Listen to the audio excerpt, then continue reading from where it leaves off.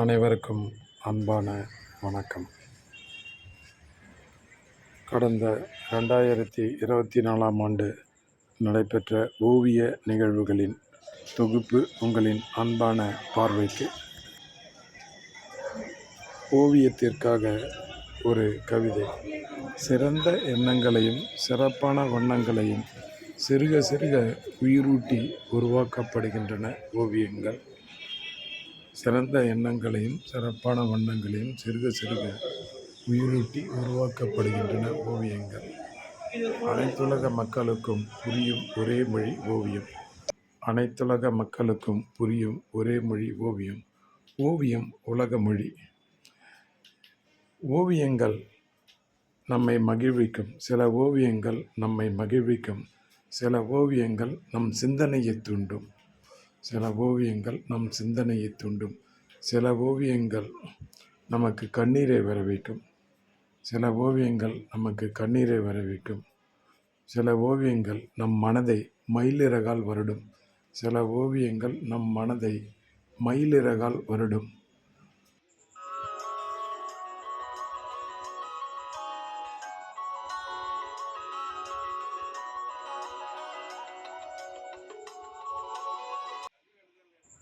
திருக்குறள் ஓவியர் மகாலட்சுமி அவர்களுடன் ஓவிய சந்தையில்.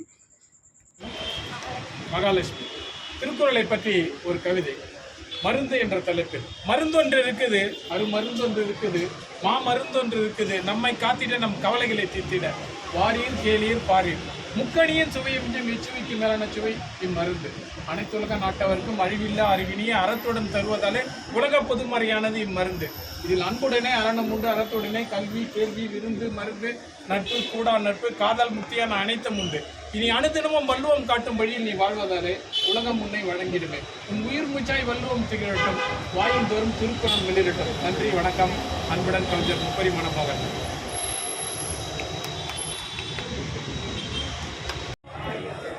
ஓவியங்கள் நமக்கு விருந்தாகவும் மருந்தாகவும் அமைவன. ஓவியங்கள் நமக்கு மருந்தாகவும் விருந்தாகவும் அமைவன. எனவே ஓவியத்தை ரசியுங்கள், ஓவியர்களை பாராட்டுங்கள், நீங்களும் ஓவியர்களாக மாறுங்கள்.